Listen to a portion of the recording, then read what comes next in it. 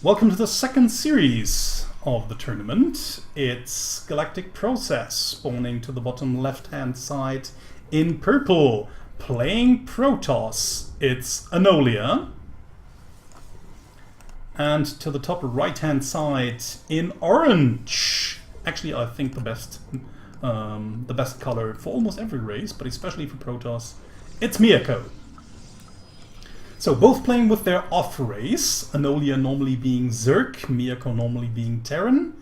Well, I think most of us will agree that Miyako is probably the favorite in this matchup, and maybe not even in this match, but also for winning the whole tournament. And of course we have to say that Miyako actually kinda regularly plays the other races as well. Not lately that much. I mean, she's been practicing for this tournament a little bit, playing the other races as well, mostly Zerg, but not that much Protoss. But since, as she always states so often, well, not always, as she often states, Protoss is so friggin' damn OP that she will probably be able to win anyways. But, of course, her opponent is playing Protoss as well. And she actually even gets the first kill here with the probe of Miyako being killed off pretty soon. So, in the meantime, we have 2 gateways in production and a cybernetic core for Miyako. Seems to be going for a later base here, of course, with the amount of production facilities she's already producing. We'll probably go for... Is that a complete wall of it? No. This should be small enough for an adept to get positioned in here. Yeah, now producing double adepts. We'll try to use the shade in order to get faster towards her opponent's side of the map, and then do some little harassment with the shades. Of course, Anolia still has the possibility to seal off this area completely once she realizes what's coming her way, because buildings are actually the only thing that keeps shades from going somewhere. Units do not. So if Anolia just puts this zealot on hold position in here, the adepts will still be able to shade through the zealot. And yeah, there they are, the first few adepts with their shades. As I said, she just uses the shades in order to get faster towards the opponent's side of the map, while in the meantime taking 2 more gases, or taking all the gases, having Mothership Core out right now. Seems as if, maybe, yeah, probably, Anolia will now just lose... Oh, actually Miyako not really paying attention, now she does. And at that point in time she has now the shades up here. So this is the situation I was talking about. Shades just going through. Mothership Core just has to get here, but unfortunately, and this is actually the very first bad mistake by Anolia here, there's no pylon back here. And this is what you so desperately need in a PvP if the other player goes for adapts, that you have a pylon, photon overcharge available here at the back of the base where your mineral line is, so that you will be able to take out these pesky adepts a lot quicker than normal. So I think maybe Anolia really wants to seal off her main entrance completely with another building. Otherwise she will have a lot of problems just keeping her mineral line alive. And as we can see, more units are dying. In the meantime, Miyako is just taking another base back here. Getting even more tech as we speak, with the Stargate tech right afterwards. Maybe just trying to go for oracles afterwards, which would be really cruel, and she does! So, even going for more harassment units, while Anolia's economy is totally in shambles. If we just have a look, it's only 1 harvester left, which is dying. Not quite now. Finally an Immortal is out, but the Immortal just won't help that much. Even 1 adept still survives. I mean, Miyako could just go in once more, just shade in once more, try to get the last mining probe of Anolia. At least finally there are 2 now, but I mean, Anolia actually doesn't stand a chance from here on. I mean, Miyako is on a healthy economy on 1 base, will transfer some probes as soon as she sees some time to do so. Now even flies in with the Oracle, and we don't have any anti-air. Still no pylon back here, so the Oracle would just kill what's left of Anolia's mineral line, and I think then we should finally see GG, because even a desperate attempt to send across her army, we have to say, would just be for naught. Both can only smile at that point in time. I mean, there's nothing really left, only an immortal and a zealot, nothing that can actually shoot up at all. So it's GG, and Miyako takes the first game. We're on the second map of the series. It's Starcraft Station, a map we rarely see, spawning to the middle right-hand side in purple, playing her main race. It's Anolia. And to the top left, or the middle left-hand side in orange, playing her off race Zerg, it's Miyako. Going for an early pool and then into Vespine Guards, no, actually just for an extractor trick. And this could actually be quite problematic for Anolia. Maybe Anolia just thinks that with her main race and a map that is rarely played by players, she might be able to surprise Miyako somehow. But actually Miyako likes Starcraft Station and likes to play on it. She actually has a lot of builds prepared, and I think she actually especially likes it to play Zerg on this map. So we'll see how this is actually going to work for Anolia. But I think it will probably be the best chance for Anolia to take a game off of Miyako, since Miyako has said to me again and again that Zerg is her worst race right now. Terran being top, of course, then Protoss, then Zerg. So we'll see if Anolia will be able to make something happen and take a game off of the infamous Miyako, who is leading the FSL season 7-0 by now.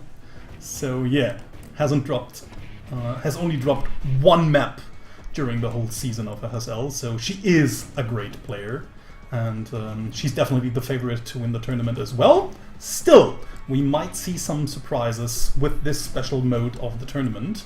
If, yeah, like this, a player just manages to get the best race, her best race, against her opponent's weakest race.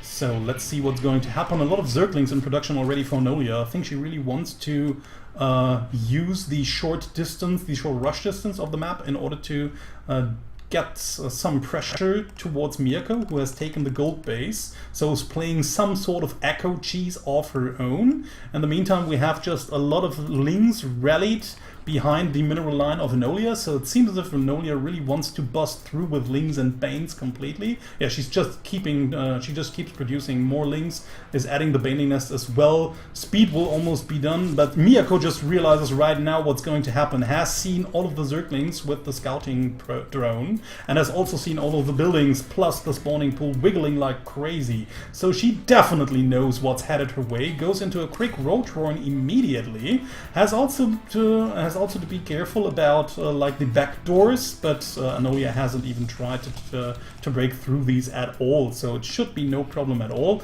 Instead, Anolia is now going for a push after her speed has just finished. Baning Nest is also ready, but quite nice move here by Miyako, who actually just tries to block this part with her hatchery.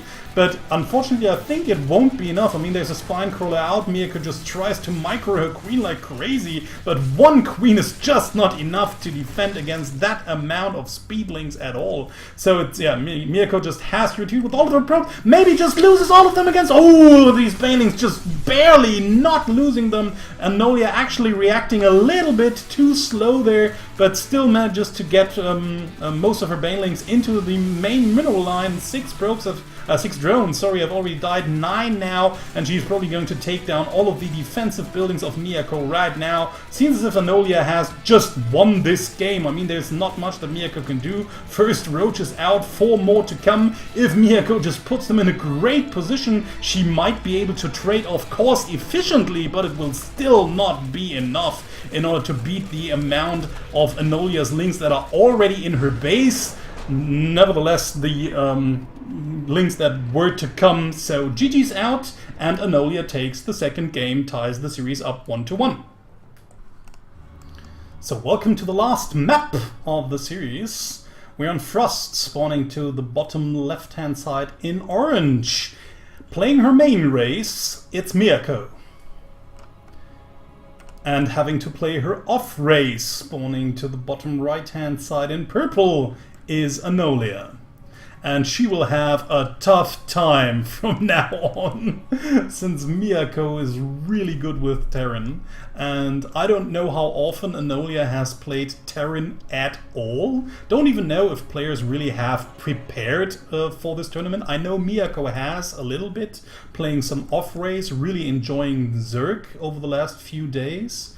She even changed her avatar in the FSL chat to a cardboard Zergling, so that actually says a lot for a hardcore Terran player like Miyako. But yeah, so let's see what Miyako will try to do to her opponent, while Anolia is already scouting. Unfortunately, we'll find her opponent on the last position, same as Miyako, but yeah, for Miyako it's not really that problematic as it is for Anolia to get the right amount of information. So let's see if we can see some great and interesting moves out of Anolia as well while she's playing her off race, because as I did before in the Miss Magitech versus Poison game, I think it's always important to think about how difficult it is for someone like to play a different race, maybe even for the first time in their life. That would be the worst case, actually. But maybe even if you have played Terran or your off-race for a little bit here and there, it's still difficult to get into it if you don't play that much. So let's see what you will be able to do. Just going into a double barracks build, no, even a third barracks build. So seems as if Anolia sees her best chance in like a one base push, and I think that's actually very smart to do, not trying to go for a normal standard game where the normal standard rules apply to you, where you just think of, well, first I have to expand in order to get everything up. So all the normal kinds of rule sets you have in your head when you play your main race are something you should just maybe not try to use when you play your off race and you're pretty weak with it. So Miyako now just runs in with the first Reaper, already sees what her opponent is up to, sees that 3 barracks have been built, is even killing off the first units, but now double Reaper, no, one Reaper, no, actually double Reaper in production, right, there's a reactor there. So Miyako's probably going to lose her Reaper, not much that she can do right there, trying to get out, but 2 Reapers will just kill it off before anything else is going to happen. So SCVs, another SUV should be pulled in order to get this barracks back to building. But yeah, again, that might be something that Anolia is just not used to, and she's not really thinking about it. Of course, she normally plays Zerg, and as a Zerg, you just send out your drone to produce a building, and then you just forget about it until it's done. And as Terran player, you just have to have an SCV building, and if it gets destroyed while it's building a facility, you just have to resend another SED. And Anolia actually not really thinking about that for quite some time right now. Maybe even wondering why she just can't produce as many Reapers as she would like to. And actually, Anolia just going for the poison build here, just trying to do mass Reaper. So actually that's quite interesting, considering that a lot of players, if they have to play Terran, just go for the mass Reaper build. But Miyako's more than prepared. She's seen all the Rexes, knows that the Reapers might jump in here using that little Reaper stair over there, and she already has the units out that kill light units so fast it's ridiculous, and that's Hellions. So not much that Anolia can actually do. Even with a mass Reaper production from now on, she wouldn't be able to kill off all of these Hellions, maybe with really great Reaper mind control, but you can't really expect that from a player that is playing her off race. So instead she just switches into Marines mostly. Maybe not the best kind of idea, since Hellions are also very good against